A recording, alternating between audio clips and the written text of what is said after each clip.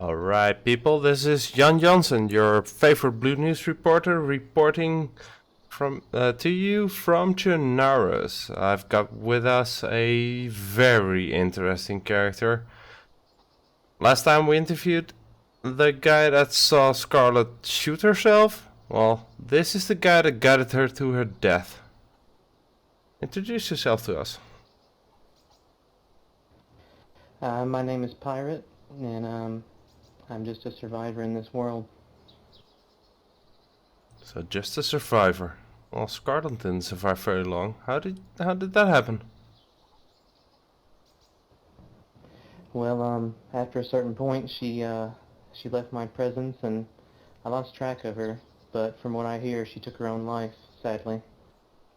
How did you end up in her companionship anyway? I mean, come on, tell us more. Well, to be honest, it was just dumb luck. I was sitting in the woods, collecting rainwater. I was on my way to Novi Sabor to use the pump, but it started raining, so I just decided to stop and take my time and fill up a bottle.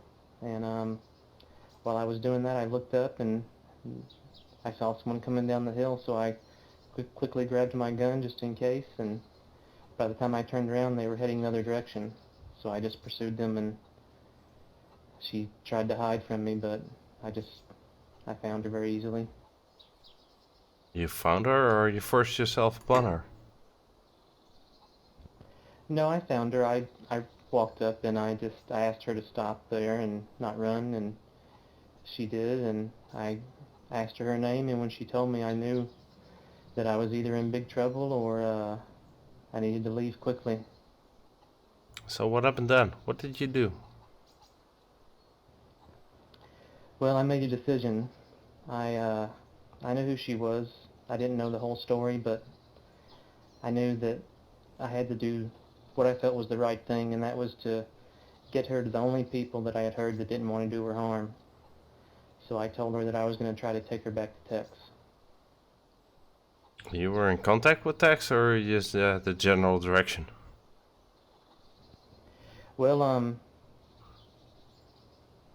we went, I think it was west. Um, I just wanted to leave the area just in case was being followed for our own safety. And once we made it to a familiar area, I got on the radio and I called out, and Tex responded, and that was the first time I'd ever spoken to him.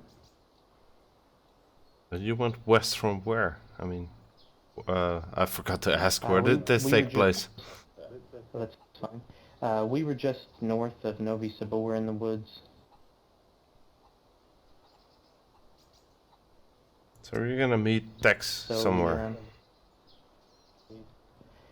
yeah, I had hoped to, but over the radio, it's not the safest way to set up a meeting in a situation like that. So I requested him to give me a direction, and he said north. So I tried my best to make our way north without being spotted by anyone that wanted to capture or harm her.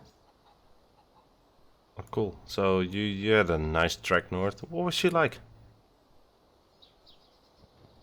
She was very quiet at first. I think she was frightened at first.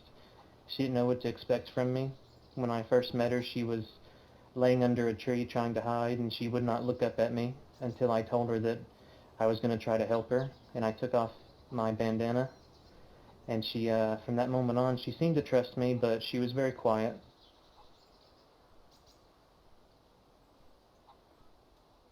Did she mention anything? Did she mention where she wanted to go, or where she needed to go? What was going on? Um, I asked her where she was heading when we first met, and she said she was going to Novi Sabor to go to her old classroom.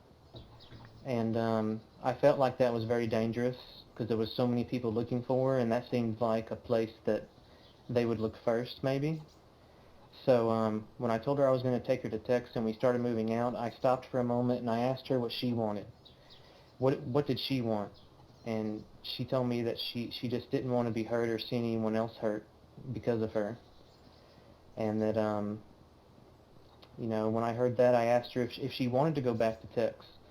And she really said that was up to the firekeepers and the techs, and I told her that to me it seemed like they had already made the decision that they wanted to help her, and they'd accepted the risk.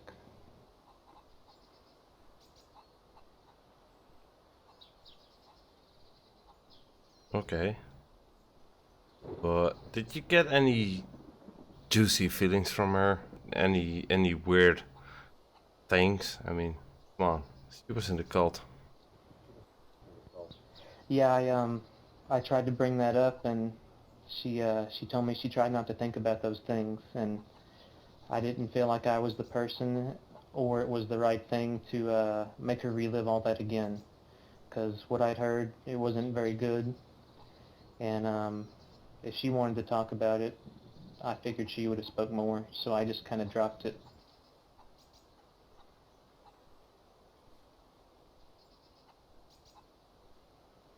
All right. Um. So you went north looking for Tex. What happened? Yeah, we I was determined to stay in the woods because I did not want to be spotted because I knew there were so many that would do us harm. But at the same time, I knew that by making the choice I did that I was probably going to die that day. So I accepted that fate, but I still wanted to do my best to get her as far out of harm's way as I could. So we we headed north and we had to make some turns, a little bit of a zigzag. We went north of Gorka and a little bit to the east, and that's when we spotted a group. And at first I had full intentions of making ourselves known when I saw one or two people. I couldn't tell who it was, so I started moving forward towards them, and they didn't see us. And then I saw another person and another person and another person.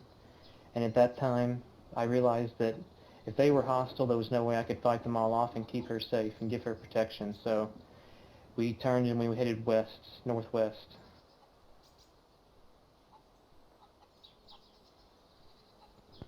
It was it was quite a long journey. We I'd intended to go to Severograd, and we didn't make it that far. We made it to the west a little more than I wanted, and I needed water. I hadn't drank in a while, and I had hyperthermia. So I told her I needed to go to the water pump that was just maybe 200 yards up the hill in the opposite direction. And she said, okay. And I turned and went that direction, and when I turned around, she was running the opposite way. Oh, you lost her. Yeah, I pursued her, and I almost caught back up with her, but she went around the corner of a building, and I guess I made the wrong guess, and I I lost her. I couldn't find her after that. Typical woman. Juking juking man. Yeah, I had thought about maybe, preventing her from running into harm by maybe even shooting her in the leg to stop her, but it didn't make any sense to me. I was there to protect her, and what if I missed? I couldn't take that risk. Oh, some might not. Some might take it. Yeah,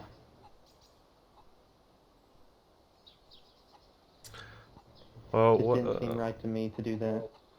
Yeah, I know. What every viewer here wants to know is, was she hot? um, I didn't really think about it at the time. I was too worried for our lives, so maybe she was a little cute. I don't know. It's kind of a hard question. Well, did she have a Her dress? her she a dress. Mm-hmm. She had on hunting pants and a I guess you could call it a red plaid dress and a cowboy hat. All right. Enough about her and your experience with her. Let's talk about you. All right. What? I mean, you you just helped a girl of questionable persuasions. What are you about? I mean, can we trust you? What will you do next? I'm sorry, could you repeat that last What will you do next? part? Well, as I mentioned before, I thought I was going to die that day, so I'd given everything up. The small home I had, I'd abandoned it, and it was very easy to do so because I've been living from shack to shack in the woods for the last 3 years and not really having much of a life, just observing the people in Chernarus and this war that goes on between groups and factions, and I guess I'd gotten sick of it. I'd heard so much gunfire in the night.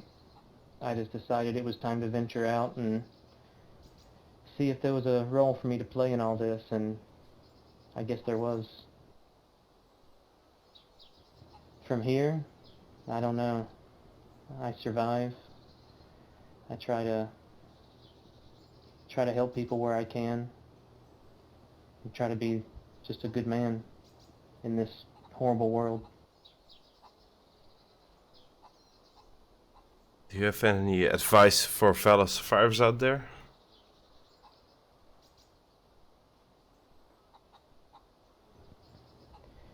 You have to be ready to let go when the time comes, to make sacrifices, whether it's for your benefit or for someone else's that's in need. And you have to be ready to do things you never thought you'd be able to do, but accept the consequences before you do them. My last question is, do you have a song to recommend to the other survivors out there? A song.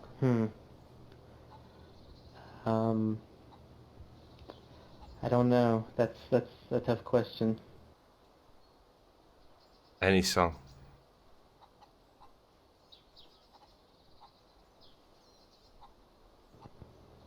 I don't know. I'm drawing a blank, I'm sorry. Alright. Any saying you want to share with us then, instead of a song?